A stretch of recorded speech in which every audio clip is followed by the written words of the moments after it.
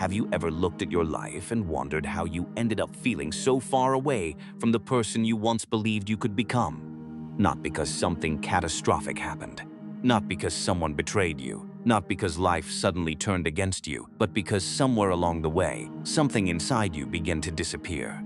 Slowly, quietly, almost invisibly. The frightening truth is that self-destruction rarely announces itself. It doesn't arrive with loud explosions or dramatic failures. It slips into your life disguised as ordinary routines, harmless excuses, and decisions so small they barely seem worth noticing. That's why most people never see it coming. By the time they realize what's happened, years have passed. Their confidence has faded. Their discipline has weakened. Their dreams have become memories. And the person they once hoped to become feels like a stranger. Here's the hardest part. Most of the damage wasn't caused by the world. It wasn't your circumstances.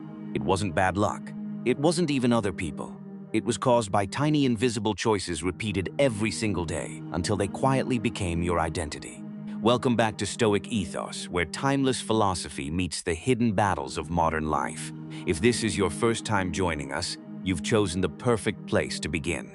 And if you've been walking this path with us for a while, welcome back. You already know that every conversation we have is about far more than ancient quotes or historical figures. It's about uncovering the invisible forces shaping your thoughts, your habits, and ultimately, the person you become. Before we continue, take a moment to like this video, subscribe if you haven't already, and stay with us until the very end, because today's journey isn't simply about identifying bad habits. It's about recognizing the silent ways we become our own greatest obstacle. Some of what you're about to hear may challenge beliefs you've carried for years. But those uncomfortable moments are often where the greatest transformation begins. Marcus Aurelius, one of history's most powerful rulers, spent countless nights writing private reflections that were never meant for the public. He wasn't trying to impress anyone. He was trying to save himself from himself. Among those reflections is an idea that has echoed across nearly 2,000 years. The soul becomes dyed with the color of its thoughts. Read that again. Your soul becomes dyed with the color of its thoughts, not your circumstances, not your possessions, not your social status, your thoughts. The Stoics understood something that modern psychology continues to confirm. Every repeated thought becomes a habit. Every repeated habit becomes part of your character. And eventually, your character determines the quality of your entire life. That's why self-destruction almost never begins with one catastrophic decision. It begins with patterns. Patterns so familiar that they stop feeling dangerous. Today, we're going to uncover 10 invisible ways people slowly destroy themselves every single day without realizing it.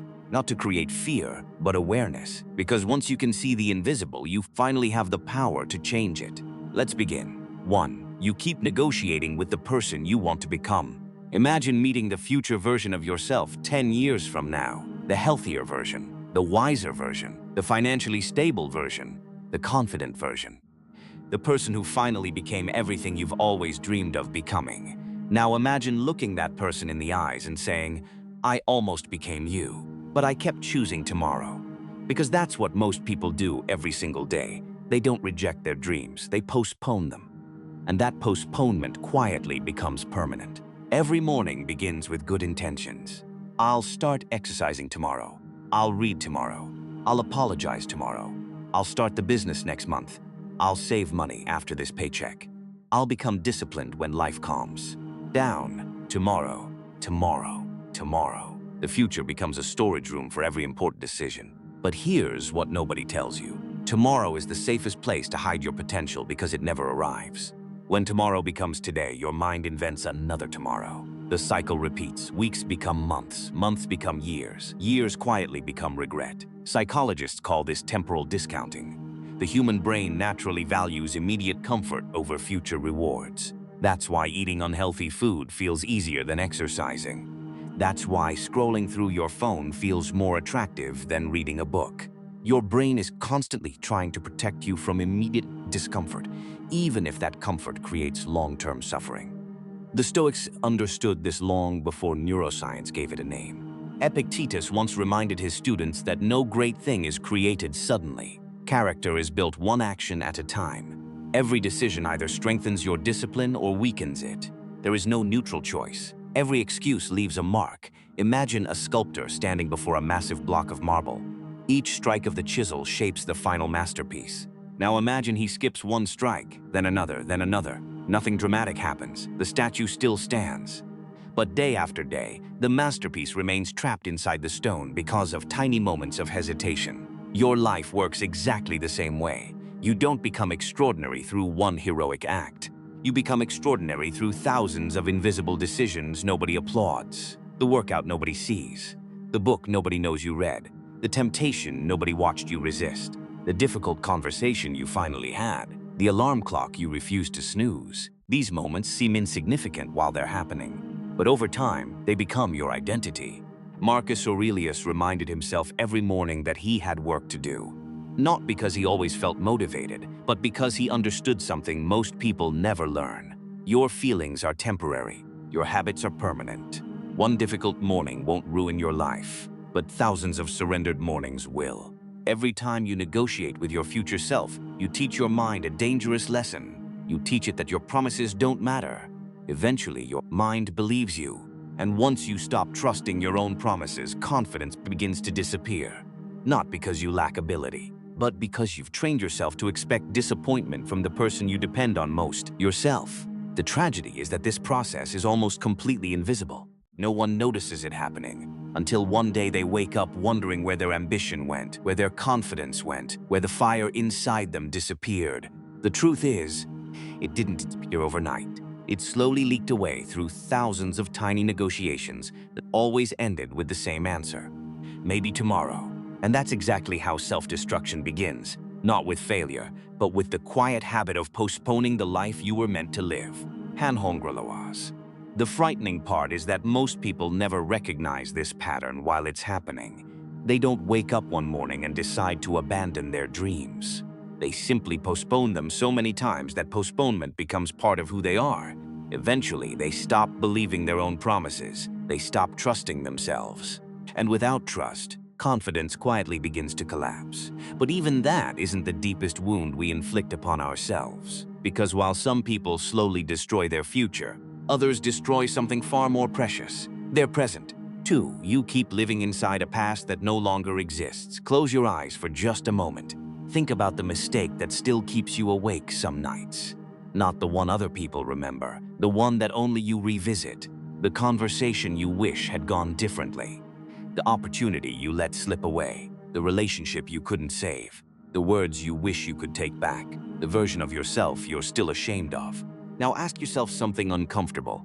How many times have you relived that moment? 10? 100? 1,000? Because here's the strange thing about memory. The event happened once, but your mind has replayed it hundreds of times. The pain was temporary. Your attachment to it became permanent. This is one of the quietest forms of self-destruction because it feels productive. Your mind convinces you that by replaying the past, you're somehow learning from it. That if you think about it long enough, eventually you'll find the answer that changes everything. But there is no answer. There is only repetition. It's like reading the same chapter of a book every night while wondering why you've never reached the ending. Marcus Aurelius understood this trap better than most. Imagine carrying the weight of an empire on your shoulders. Every decision could mean the difference between peace and war. Every mistake could cost thousands of lives. If anyone had a reason to obsess over the past, it was him. Yet he constantly reminded himself that what was done belonged to yesterday, while virtue belonged to today. Not because the past didn't matter, but because living inside it changed nothing. Modern neuroscience tells us something equally fascinating. Your brain doesn't always distinguish between a real experience and one you vividly imagine. Each time you replay an embarrassing memory, your heart rate can increase. Stress hormones begin to rise. The muscles in your shoulders tighten. Your breathing changes. Your nervous system reacts as though the event is happening all over again. Think about how extraordinary and tragic that is. But your mind repeats their words for 10 years. Who then became your greatest enemy? The person who hurt you, or the version of yourself that refuses to let the wound heal? Many people believe time heals everything. It doesn't. Time only passes. Healing happens when you stop feeding yesterday with today's attention. Picture a man dragging a heavy chain behind him. At first, the chain represents a single mistake, then another, then another. Years go by and the chain becomes so familiar that he no longer questions why he's carrying it. He assumes that's simply how life feels, exhausting, heavy, difficult. Then one day, someone asks him a simple question. Why don't you let go? He looks confused, because after carrying the weight for so long, he forgot it was ever a choice. This is what regret does. It disguises itself as responsibility while quietly stealing your future. The Stoics never encouraged pretending the past didn't exist. In fact, they believed mistakes were among life's greatest teachers. But teachers are meant to educate you, not imprison you. There's a profound difference. A lesson says, I understand what happened. A prison says, I will never become anything more than what happened. One creates wisdom, the other creates suffering. How many people spend decades defining themselves by the worst day of their lives? One failed business, one divorce, one rejection, one public embarrassment, one wrong decision, one season of weakness. And from that moment forward, every opportunity is filtered through the question, what if I fail again? They stop taking risks. They stop trusting people. They stop believing in themselves. Not because the world closed its doors, but because they locked them from the inside. Seneca once observed that we suffer far more in imagination than we ever do in reality. Those words are just as true today. The mind has an incredible ability to create prisons from memories that no longer exist anywhere except within itself. The past cannot reach through time and hurt you, but your thoughts can, every single day. This doesn't mean forgetting. It means refusing to let yesterday become the author of tomorrow. Because here's the truth most people never hear. You are not the same person who made that mistake. Every conversation you've had, every lesson you've learned, every hardship you've survived, every sunrise you've witnessed, has changed you. Yet many people continue punishing the person they are today for the actions of someone who no longer exists. Isn't that the greatest injustice of all? Marcus Aurelius never asked himself whether he deserved another chance. He asked a far more important question. What is the right thing to do now? Notice the difference. Not yesterday, not next year, now. Because the present is the only place where character can be built. The past can teach you, the future can inspire you, but only today can transform you. And perhaps that's why so many people never become who they were meant to be. Not because they lacked intelligence, not because they lacked opportunity, but because they spent today's strength fighting yesterday's battles. And while they're staring into the rearview mirror, life continues moving forward without them. The question is, how much longer will you keep giving yesterday permission to steal today? Because if regret is the prison, then courage begins the moment you finally decide to put the key in the lock. The strange thing about regret is that it convinces you the past is your greatest enemy. It isn't. Yesterday cannot reach into today. It has no hands, no voice, no power of its own. The only way it continues to control your life is if you invite it into the present. But even after someone learns to let go of yesterday, another invisible enemy quietly steps forward. One that doesn't wear the face of pain. It wears the face of comfort, and that is precisely why it is so dangerous. 3. You let comfort quietly replace courage. Imagine standing at the edge of a forest. Somewhere beyond those trees is the life you've always wanted. Better health, greater confidence, financial freedom, peace of mind, a stronger relationship, a meaningful purpose, everything you've spent years dreaming about. The path is there, you can see it. But before you take the first step, another road appears beside you. It's smooth, wide, bright, easy. There are no obstacles, no uncertainty, no discomfort. Naturally, your mind whispers, take this one instead. Most people do. And they never realize that the easy road was never leading toward their future. It was leading them back to exactly where they started. Comfort has a remarkable ability to disguise itself as wisdom. It tells you, don't start today. You're tired. Wait until you're more prepared. You'll begin on Monday. You deserve a break. One more hour won't matter. The voice is calm, reasonable, almost loving, which is exactly why it's so difficult to recognize, because comfort doesn't scream. It negotiates, one small compromise at a time.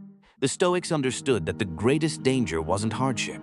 It was excessive ease. Muscles grow stronger because they are challenged. Minds grow wiser because they are questioned. Character grows deeper because it is tested. Nothing truly valuable develops inside permanent comfort. Look at nature for a moment. A tree that never experiences wind grows weak roots. The first storm brings it down. But the tree that has spent years bending beneath powerful winds develops roots so deep that even violent storms struggle to move it. Human beings are no different. Every difficulty you avoid is also the strength you never build. Every uncomfortable conversation you postpone becomes another chain around your confidence. Every challenge you run from teaches your mind one dangerous lesson. Maybe I'm not capable. Eventually, you stop asking whether something is right. You only ask whether it's comfortable. And that single shift quietly changes the direction of your entire life. Modern neuroscience offers an interesting explanation for this. Your brain is designed to conserve energy. Thousands of years ago, that instinct kept our ancestors alive. Food was scarce, danger was everywhere. Avoiding unnecessary effort made perfect sense. But the modern world has changed faster than the human brain. Now comfort is available 24 hours a day. Food arrives with a tap. Entertainment never ends. Distraction fits inside your pocket. Your brain still believes it's protecting you. In reality, it's trapping you. Because the very things that once ensured survival have become obstacles to growth. Marcus Aurelius knew this battle intimately. Despite ruling an empire, he didn't wake each morning expecting life to become easier. He expected resistance. In fact, one of his most famous reflections begins with a reminder that before the day even starts, he will encounter difficult people, selfishness, ignorance, arrogance, and injustice. Think about that. Most of us wake up hoping nothing difficult happens. Marcus woke up expecting difficulty, not because he enjoyed suffering, because he understood that reality doesn't owe us comfort. The moment you stop expecting life to be comfortable, discomfort loses its power to surprise you, and that's when courage quietly begins to grow. Here's something worth asking yourself. When was the last time you intentionally did something difficult? Not because someone forced you, not because you had no choice, but because you knew it would make you stronger. Maybe it was waking before sunrise, walking instead of driving, reading instead of scrolling, speaking the truth instead of remaining silent, keeping a promise when no one would have known if you'd broken it. Those moments rarely feel extraordinary while they're happening, but they leave fingerprints on your character. Every courageous choice whispers to your subconscious, I can trust myself. And trust, not motivation, not talent, not intelligence, is the foundation of confidence. People often believe confidence comes first. It doesn't. Confidence is earned, one difficult decision at a time, one uncomfortable conversation, one disciplined morning, one temptation resisted, one fear confronted. The tragedy is that most people spend their lives chasing confidence while avoiding the very experiences that create it. They want the reward without the resistance, the strength without the struggle, the transformation without the discomfort. It's like wishing to become a skilled sailor while refusing to leave the harbor. Safe? Perhaps. But you'll never discover what you're capable of. Seneca once wrote that fire tests gold, while adversity tests brave men. Notice what he didn't say. He didn't say adversity destroys brave people. He said it reveals them.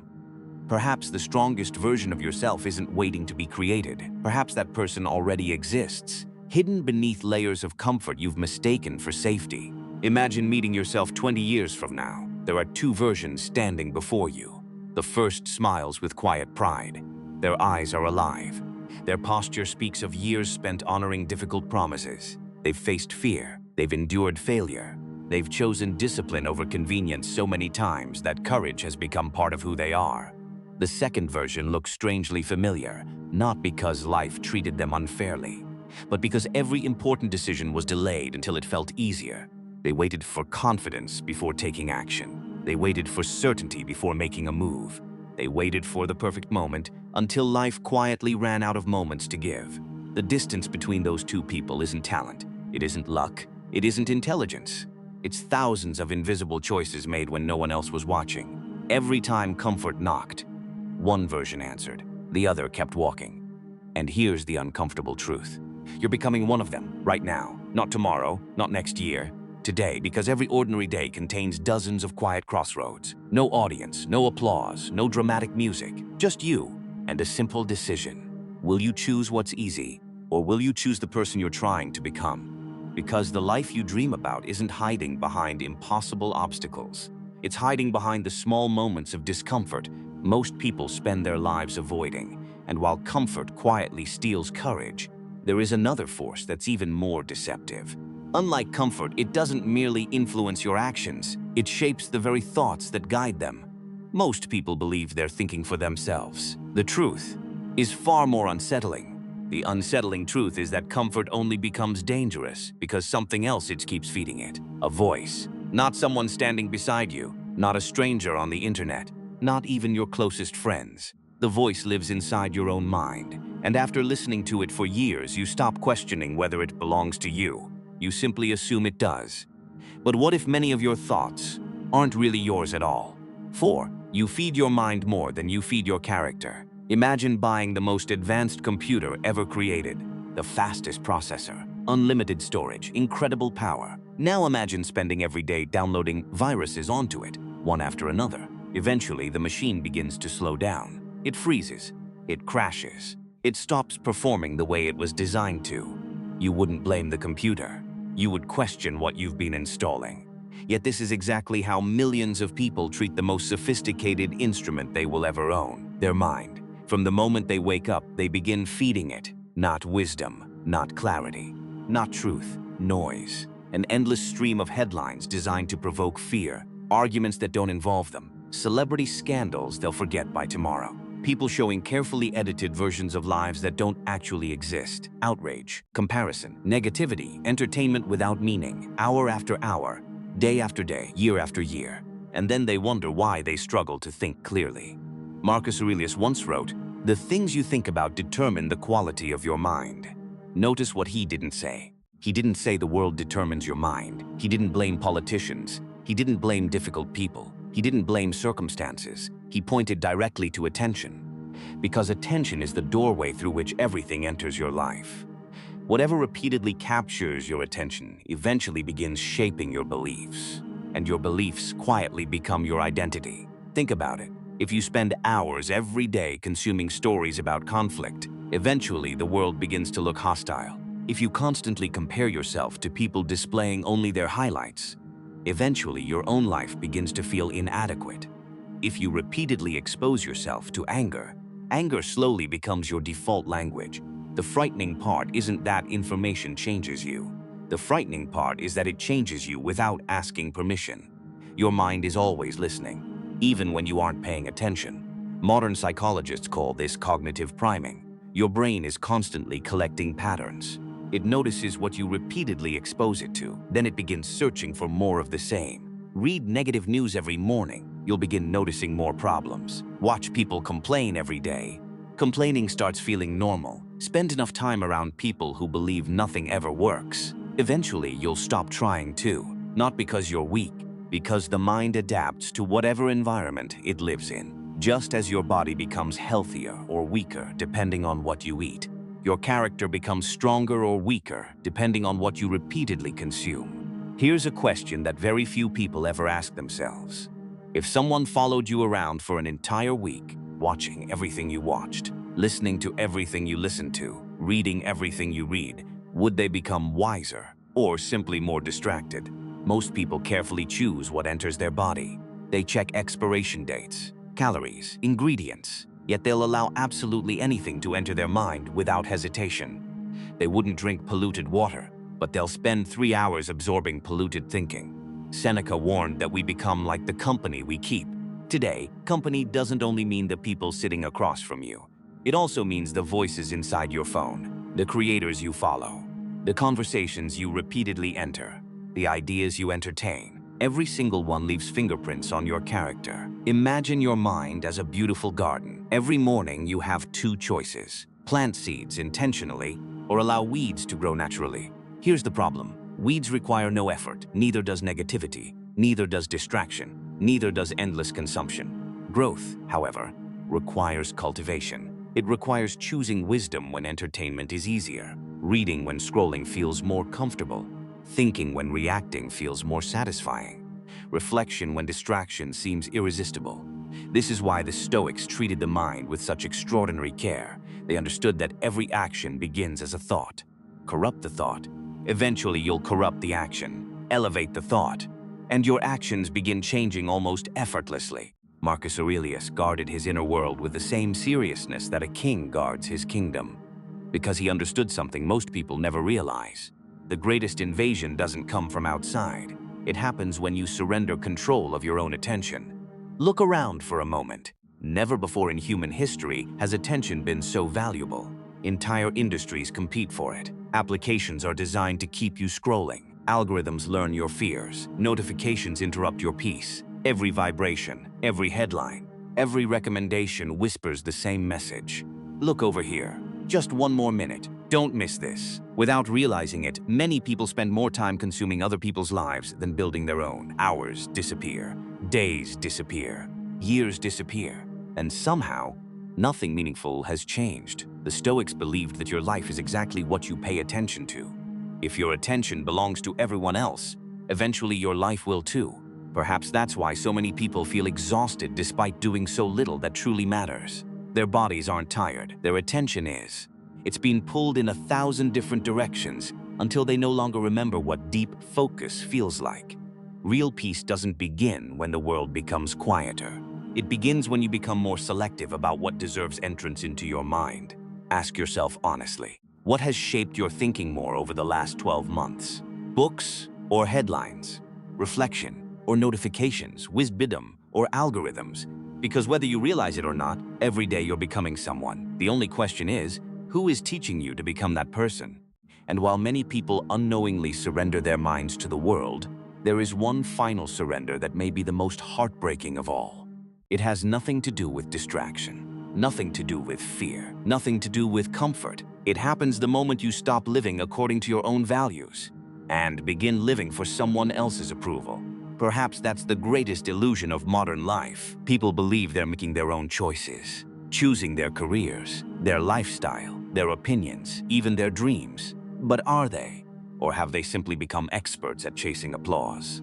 5. You live everyone else's life instead of your own. Imagine standing on a stage. The spotlight is on you. Thousands of people fill the audience. Every time they clap, you smile. Every time they remain silent, you question yourself. Now imagine spending your entire life on that stage. Never making a decision until you know how the audience will react. Never speaking honestly because someone might disagree. Never chasing the dream that excites you because someone else might laugh. Never wearing what you like. Never saying what you believe. Never becoming who you truly are because somewhere along the way, you became addicted to approval.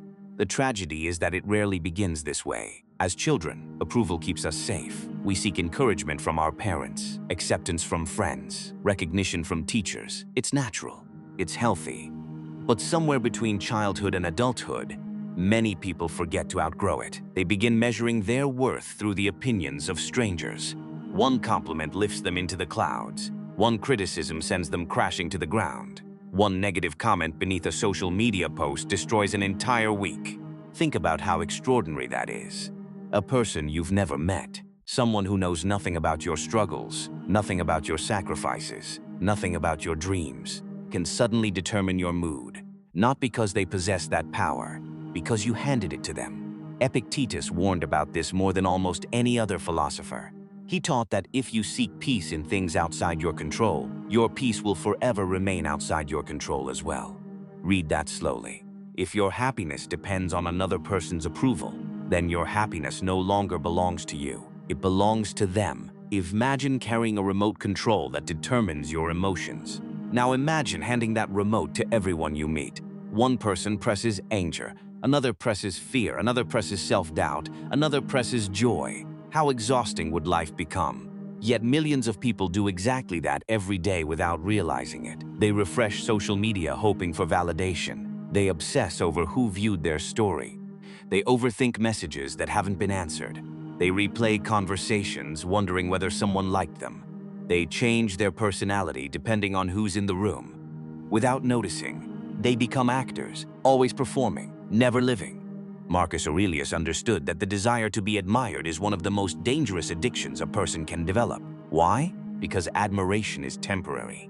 Today's applause becomes tomorrow's expectation. No matter how much approval you receive, it is never enough. You'll always need another compliment, another achievement, another audience, another reminder that you're valuable.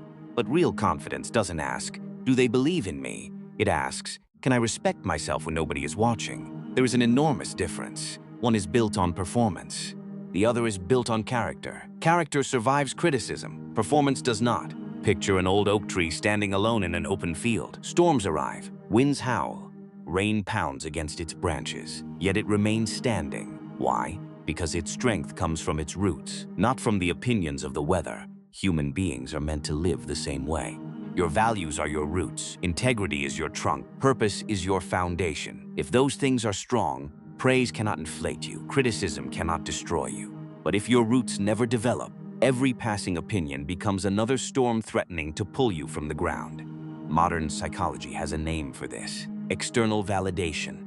People who rely entirely on external validation often experience greater anxiety, lower self-esteem, and constant emotional instability. Why?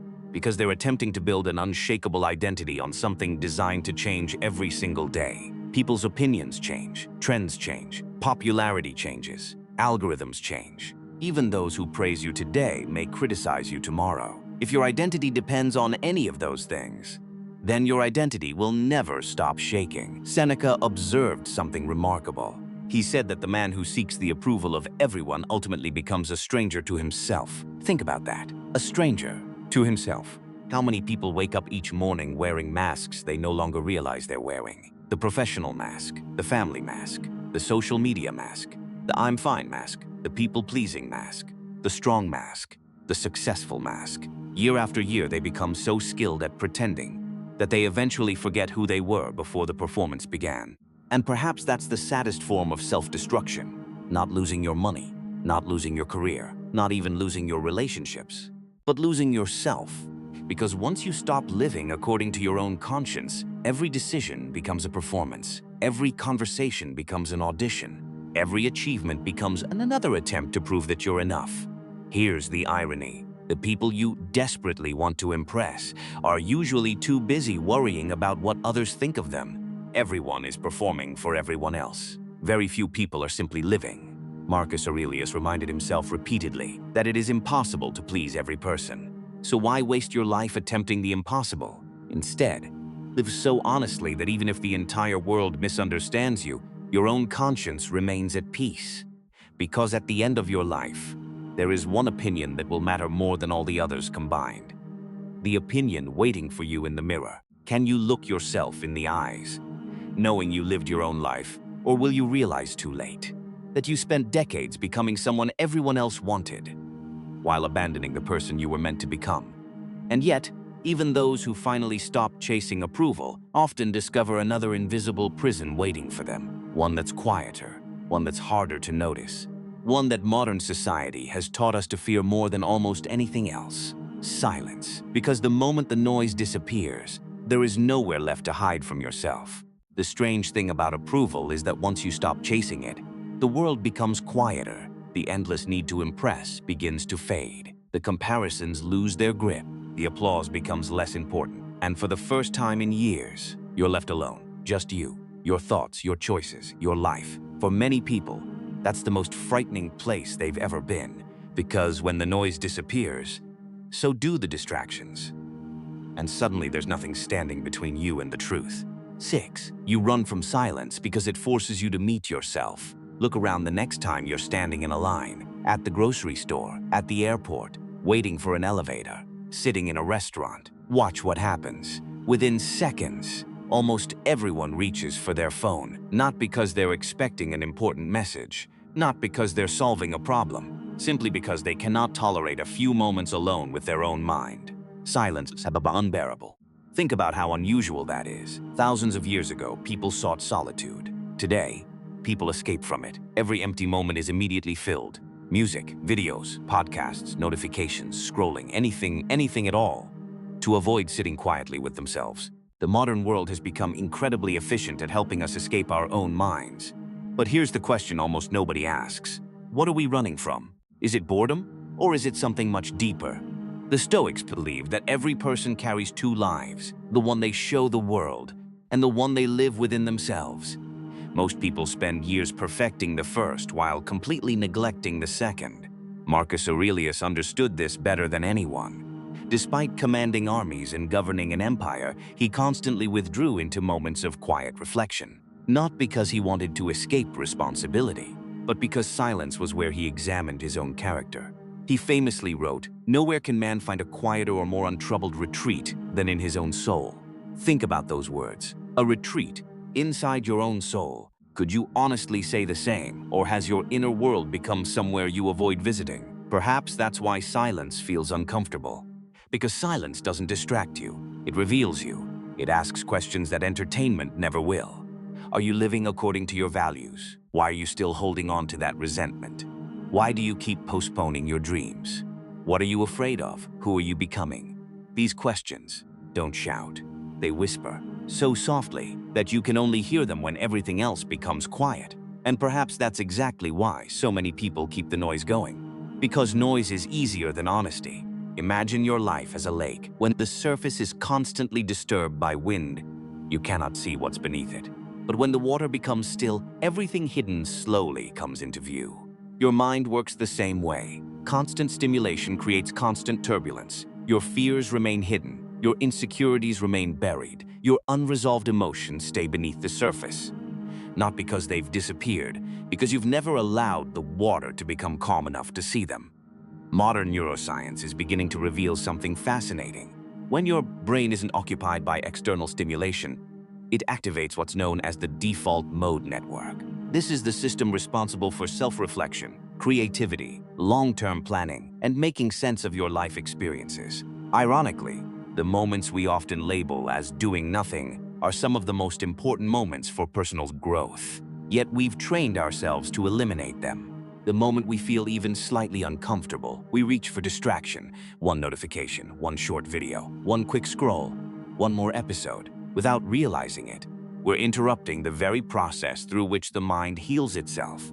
Seneca believed that anyone who cannot spend time alone has become dependent on the crowd, not physically, psychologically. Because if your peace only exists when you're surrounded by constant stimulation, then your peace doesn't belong to you. It belongs to your environment. Real freedom begins the moment you can sit alone in a quiet room without feeling the need to escape. Not because silence is always pleasant, but because you no longer fear what it might reveal. Think back to the happiest periods of your life. Were they filled with endless distraction? Or were they filled with clarity? Moments where you knew exactly who you were, exactly what mattered, exactly where you were going. Clarity never arrives through noise. It emerges from stillness. Like the first stars appearing after the sun finally sets. The greatest breakthroughs in history rarely happened in crowded rooms. They happened during walks, long nights of reflection, moments of solitude. Periods when people finally became quiet enough to hear themselves think. What if the answers you've been searching for have been trying to reach you all along? What if your purpose, your next decision, your healing, has been waiting patiently beneath layers of constant distraction? The irony is almost painful. People travel across the world searching for themselves. They climb mountains, read hundreds of books, attend seminars, listen to countless experts, all while carrying the one place they've refused to explore, their own mind. Marcus Aurelius didn't conquer himself because he had fewer problems than we do. He conquered himself because he refused to spend his life running from himself.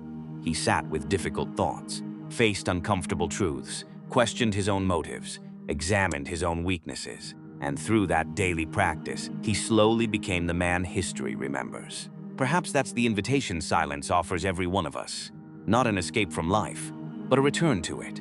A return to the person buried beneath the endless noise. Because once you stop running from yourself, you discover something extraordinary. You were never your own enemy, only your own stranger. And that realization leads us to the final invisible way people destroy themselves every day. It is the quietest of them all. It doesn't happen through fear, or comfort, or distraction. It happens when a person begins living as though they have unlimited time, as though another sunrise is guaranteed, as though life will patiently wait until they're finally ready. It never does. The greatest illusion human beings have ever believed isn't that life is easy. It isn't that success comes without effort. It isn't even that happiness can be bought. The greatest illusion is believing there's always more time. 7. You live as though time is waiting for you. There is one thing every person on this earth possesses in exactly the same amount: the billionaire, the student, the athlete, the artist, the emperor, the beggar. None of them can buy more of it. None of them can borrow it. None of them can pause it. Time. Every morning, life quietly places 24 hours into your hands. No more, no less. And every night, without asking permission, it takes them back forever. Here's the strange part. Most people protect their money more carefully than they protect their time. Lose $100, and they'll think about it all week. Lose an entire afternoon scrolling through meaningless videos, and they barely notice. Imagine someone walking into your home every morning and stealing one brick from its foundation. Just one. You probably wouldn't panic. One brick doesn't seem important. The house still stands. Tomorrow they return. Another brick disappears. Weeks pass, months pass, years pass. Then one morning, the walls begin to crack. The roof starts to sag. Eventually, the entire house collapses. People watching from the outside call it sudden. But you know the truth. It wasn't sudden at all. It happened one brick at a time. Life disappears exactly the same way. Not through dramatic moments, but through ordinary days we assumed didn't matter. One postponed dream. One wasted morning. One forgotten conversation. One opportunity ignored. One sunset never appreciated. One more promise to begin next week. Eventually, those ordinary days become your entire life. Marcus Aurelius understood this more deeply than perhaps anyone in history. He carried one thought with him almost every day. You could leave life right now. Many people misunderstand those words. They think they're pessimistic. They're not. They're liberating. Marcus wasn't obsessed with death. He was obsessed with living before death arrived. He wanted every decision filtered through one simple question. If today were my last, would this still matter? Imagine waking tomorrow with that question in your mind. Would you still waste 2 hours arguing with strangers online? Would you still postpone telling your family you love them? Would you still let pride stop you from apologizing? Would you still spend another year waiting for permission to chase your dream? Or would something inside you finally awaken? Seneca wrote something so powerful that it has survived nearly 2,000 years without losing its meaning. It is not that we have a short time to live, but that we waste much of it. Read that again. We don't simply lose time. We waste it, not because we're lazy, because we believe we'll always have more. The greatest thief isn't death. It's the assumption that death is far away. Look back 5 years. Doesn't it feel like yesterday? The conversations, the birthdays, the ordinary mornings. The people who were still here, the plans you thought you had plenty of time to accomplish. Where did those years go? Now ask yourself an even more difficult question. If the next 5 years pass just as quickly, who will you become? Will you finally become the person you've been promising yourself you'll become? Or will you still be saying, I'll start next month, when life slows down, when I have more money, when I feel ready? Here's the truth nobody wants to hear. You will probably never feel ready. Courage has never waited for certainty. Purpose has never waited for convenience. Transformation has never arrived because the calendar changed. It arrives because one ordinary person finally decides enough. Enough waiting, enough negotiating, enough blaming, enough hiding, enough surviving. Modern psychology calls this the arrival fallacy, the belief that happiness exists somewhere in the future. I'll be happy when I get promoted, when I buy the house, when I lose the weight, when I find a relationship, when I retire. But life has a cruel sense of humor. The moment one destination is reached, the mind invents another. The finish line keeps moving. Years disappear chasing tomorrows that never become today. The Stoics chose a different path. They understood that life is not happening someday. It is happening now. This conversation, this breath, this heartbeat, this ordinary moment will never exist again. Think about the people you've lost.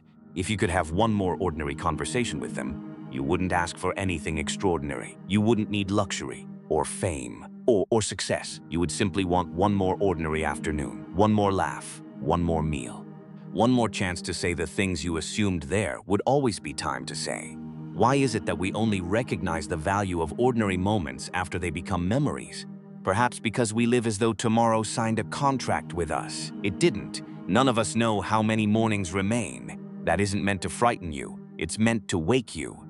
Because when you truly understand that time is your most valuable possession, something remarkable begins to happen. Petty arguments lose their importance.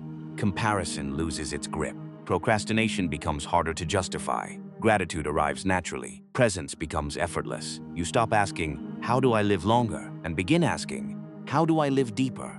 That is the question the Stoics devoted their lives to answering. Not how to avoid death, but how to avoid reaching death having never truly lived. And perhaps that is the greatest invisible way we destroy ourselves. Not through failure, not through suffering, not through other people, but by spending the one life we've been given, preparing to live instead of actually living. For the last few minutes, we've uncovered 7 invisible ways people slowly destroy themselves, not through dramatic mistakes, but through ordinary choices repeated every day, postponing the future, living in the past, choosing comfort over courage, feeding the mind with distraction, living for other people's approval, running from silence, and believing there's always more time. At first, these habits seem unrelated, but they're all rooted in one thing: living without awareness. The Stoics believed the greatest tragedy wasn't failure or hardship. It was reaching the end of life without becoming the person you were capable of becoming. There is a stronger version of you already waiting beneath your excuses, your fears, and your distractions. Every decision you make either moves you closer to that person or further away. Marcus Aurelius never asked, "Is life being fair?" He asked a better question: "Who am I becoming because of this?" Imagine asking yourself that every day. Every setback becomes a lesson. Every temptation becomes a test. Every challenge becomes an opportunity to strengthen your character. That's the Stoic way. Remember, self-destruction is rarely dramatic. It happens through small compromises repeated over time. But transformation works exactly the same way. One disciplined morning, one honest conversation, one temptation resisted, one promise kept. Small choices, repeated consistently, create extraordinary lives. So before you leave this video, take 5 quiet minutes today and ask yourself one question: which of these 7 invisible habits has been stealing my life? Then make one promise to yourself and keep it tomorrow. As Marcus Aurelius wrote, waste no more time arguing about what a good person should be. Be one. Not next week, not when life gets easier. Today, because your future is being shaped by the choices you make right now. If this video spoke to you, tell us in the comments, which of these 7 habits hit you the hardest? And what is the one change you'll make starting today? If you found value in this message, don't forget to like the video, subscribe to Wisdom of the Stoics, and join us for more timeless lessons on building a stronger, wiser, and more resilient life. Until next time, remember, the strongest person isn't the one who conquers the world, it's the one who conquers themselves.